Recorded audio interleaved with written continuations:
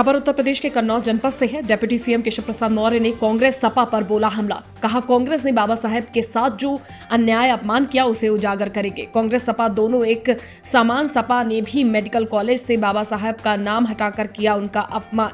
मिल्कीपुर में पीडीए के अखिलेश यादव के सवाल पर कहा कि उनका पीडीए फर्जी। उनके पीडीए मतलब परिवार डेवलपमेंट एजेंसी, जिसमें गुंडों, अपराधियों, माफियाओं को मिलता है संरक्षण, इसलिए चुनाव में जनता ने नकारा है। सीएम ने यमुना पर दिए बयान पर कहा कि आपने यमुना जी को किया गंदा। 8 फरवरी के बाद दिल्ली में आएगी भाजपा। सरकार बनने के बाद भाजपा साफ करेगी। यमुना महाकुंभ को लेकर अखिलेश यादव के तंज पर कहा कि वो भी आए, उनका स्वागत है। डुबकी पर आस्था को लेकर सवाल उठाएंगे तो नहीं होगा बर्दाश्त। तो PSM डिग्री कॉलेज संविधान गौरव अभिमान कार्यक्रम में शिरकत करते नजर आए थे केशव प्रसाद मौर्य। इस दौरान उन्होंने जमकर हमला बोला।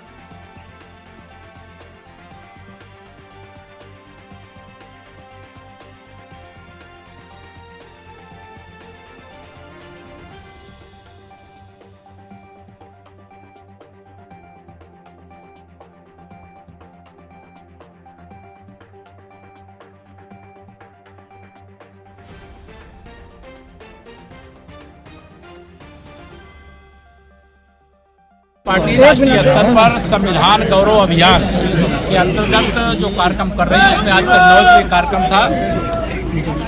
बाबा साहब भीमराव अंबेडकर जी के चरणों में सिर झुका करके हम सब संकल्प लेते हैं कि बाबा साहब के साथ जो अन्याय, जो अपमान और जो उनकी भावनाओं की अनदेखी करके कांग्रेस ने पाप किया है, उसको उजागर करेंगे। बाबा साहब को भारत रत्न क्यों नहीं दिया, उनको चुनाव में हराने का प्रयास क्यों किया, संविधान सभा का सदस्य बनने से क्यों रोका था, ये सारी चीज़ें हम जनता के बीच में ले जा रहे हैं, आगे ले जाने का काम करेंगे। और मैं स्पष्ट कहूँ कि कांग्रेस और समाजवादी पार्टी में कोई अंतर नहीं। अगर कांग्रेस आज़ादी के तत्काल बाद से बाबा साहब को लगातार अपमानित करने का काम किया, तो समाजवादी पार्टी ने कन्नौज मेडिकल कॉलेज का नाम, जो बाबा साहब भीमराव अंबेडकर जी के नाम से था, उसको बदलने का पाप किया था, जिसे भारतीय जनता पार्टी ने फिर से बाबा साहब के नाम से करने का संकल्प पूरा करने का काम किया है। और हम बाबा साहब के सम्मान में भाजपा और भाजपा सरकार सब मैदान में। अखिलेश जी ने कहा है कि मिल्कीपुर में केवल 20% पीडीए के लोग हैं, 80% अदर हैं। उनका पीडीए फर्जी है। उनका पीडीए मतलब परिवार डेवलपमेंट एजेंसी है। गुंडों, अपराधियों, माफियाओं और दंगाइयों का एक गैंग है, और उस गैंग को जनता ने नकार दिया। मंत्री क्या अखिलेश से अपील करेंगे कुंभ नहाने की? मैंने खुलेआम किया। मैं सबसे कहता हूँ, जिनको कुंभ में, महाकुंभ में आकर के स्नान करना है वो आकर के स्नान करें, लेकिन कुंभ में आने वाले श्रद्धालुओं की आस्था को चोट पहुँचाने का पाप न करें।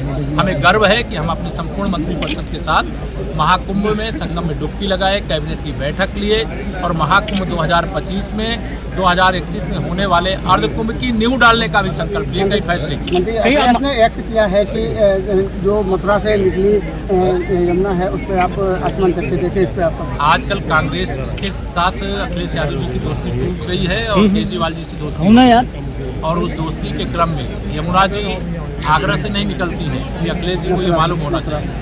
आगरा या मथुरा से नहीं निकलती है, वो यमुना जी वाया दिल्ली ही आती हैं, और दिल्ली में अरविंद केजरीवाल की सरकार ने इतना यमुना जी को प्रदूषित किया है कि वहाँ निश्चित तौर से कोई डुबकी लगाना, आचमन लगाना संभव नहीं है।